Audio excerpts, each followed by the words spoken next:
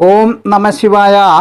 മേടക്കൂറിൽപ്പെട്ട കാർത്തിക നക്ഷത്രം ഒന്നാം പാദത്തിൽ ജനിച്ച സ്ത്രീക്ക് ആയില്യം, തുലാക്കൂറിൽപ്പെട്ട ചിത്തിര 3-4 പാദക്കാർ തൃക്കേട്ട, മൂലം, പൂരാടം, ഉത്രാടം, തിരുവോണം, അവിട്ടം, ചതയം, പൂരുരുട്ടാതി, ഉത്രട്ടാതി, രേവതി എന്നീ നക്ഷത്രങ്ങളിൽ ജനിച്ചിട്ടുള്ള പുരുഷന്മാർ വിവാഹത്തിന് അനുയോജ്യരാണ്. ഇടവക്കൂറിൽപ്പെട്ട കാർത്തിക 2, 3, 4 പാദങ്ങളിലൊന്നിൽ ജനിച്ച സ്ത്രീക്ക് മകം, തുലാക്കൂറിൽപ്പെട്ട ചിത്തിര 3, 4 പാദക്കാർ തൃക്കേട്ട, മൂലം, പൂരാടം, ഉത്രാടം, തിരുവോണം, അവിട്ടം, ചതയം, പൂരുരുട്ടാതി, ഉത്രട്ടാതി, രേവതി എന്നീ നക്ഷത്രങ്ങളിൽ ജനിച്ച പുരുഷന്മാർ വിവാഹത്തിന് അനുയോജ്യരാണ്. കാർത്തിക നക്ഷത്രത്തിന് വിശാഖ നക്ഷത്രവുമായി വേദമുള്ളതിനാൽ ഈ നക്ഷത്രത്തിൽ ജനിച്ച സ്ത്രീ പുരുഷന്മാരെ വിവാഹത്തിലൂടെ ഒന്നിപ്പിക്കുന്നതിന് ജ്യോതിഷശാസ്ത്രം അനുകൂലിക്കുന്നില്ല.